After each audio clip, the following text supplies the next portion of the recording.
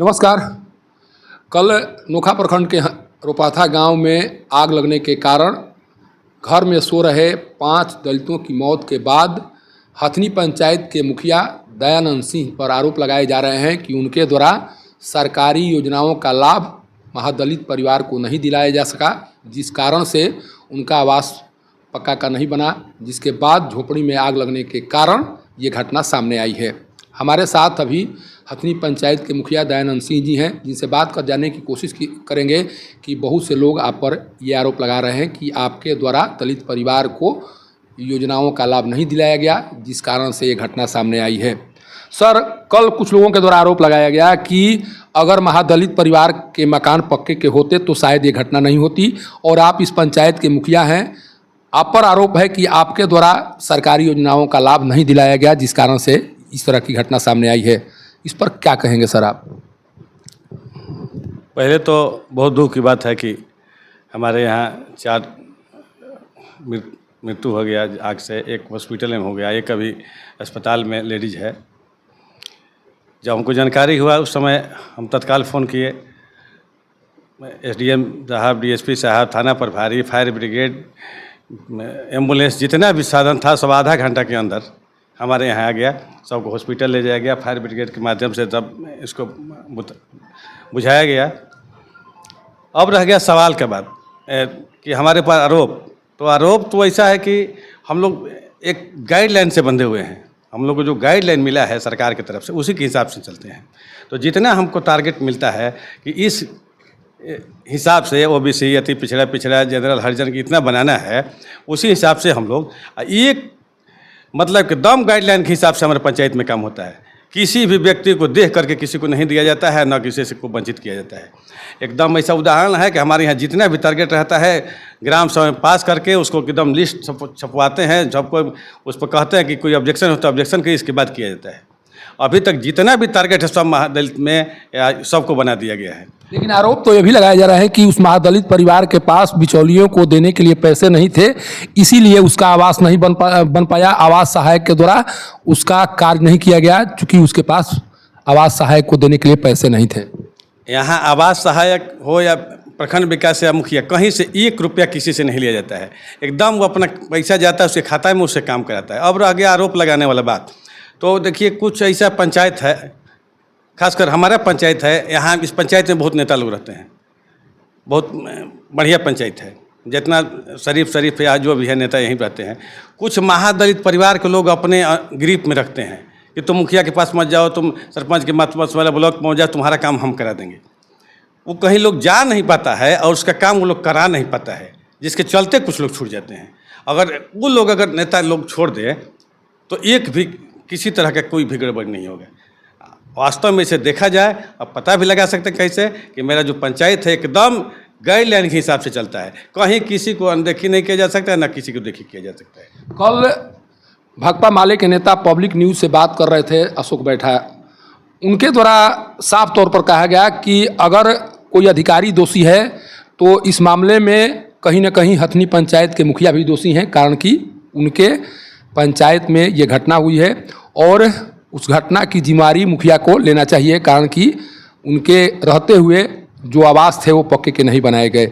जिस तरह से अशोक बैठा के द्वारा आप पर आरोप लगाया गया है, क्या लगता है जो आरोप लगा रहे हैं उनके द्वारा लगाया जा रहा है वो सही है, या आपको लगता है कि कहीं ना कहीं अशोक बैठा इस मामले में राजनीति कर रहे हैं? देखिए, अशोक बैठा हमारे पंचायत के हैं, हमारे भाई भी हैं। अब नेतागिरी करते हैं तो नेतागिरी में कुछ अगर इधर उधर नहीं करेंगे तो फिर उनका तो नेतागिरी चलेगा नहीं। और मान लीजिए कि कुछ गलत नहीं बोलेंगे, सही नहीं बोलेंगे, वहाँ कुछ बतियाएंगे, हमसे कुछ बतियाएंगे, तो उसको हम आरोप नहीं मानते हैं। वो अपना काम चलाने के लिए उतना बोल दिए, उसमें ये नहीं है कि हमको मैंने आरोप लगा रहे हैं। मैंने राजनीति कर रहे हैं, आपको लग रहा है? राजनीति अपना राजनीति करते हैं, मान लीजिए अपना राजनीति कर रहे हैं, लेकिन हमारे प्रति उनका गलत आरोप नहीं है।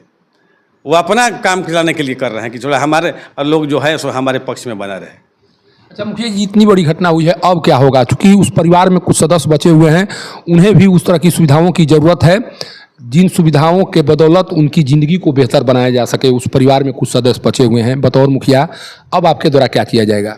देखिए, इसे हमारे स्तर से जो भी है या सरकार की तरफ से जो को छोड़कर भी जो हमारे तरफ से होता है वो हम बहुत आर्थिक रूप से मदद करते हैं। अब रह गया कि कल एसडीएम साहब और बीडीओ साहब और सीओ साहब के माध्यम से यहाँ पर 4 लाख रुपए का चेक दिया गया। 12,000 रुपये हम पहले दिए पोस्टमार्टम कराने के लिए, जब जो जा रहा था तब लोग। इसके बाद पीडीएस दुकान से सब चावल चला गया। जो भी सरकारी सुविधा उसको मिलने वाला है सब सरकार के तरफ से मिलेगा। इसमें पूरा हमारा पहल है कि जितना भी मिलने वाला है सब उसको मिले। अच्छा, आपके पंचायत में, चूँकि ये घटना आपके गांव में हुई है और आपके गांव में आज सुबह में काराकाट से निर्दलीय चुनाव लड़ रहे पवन सिंह भी आए हुए थे।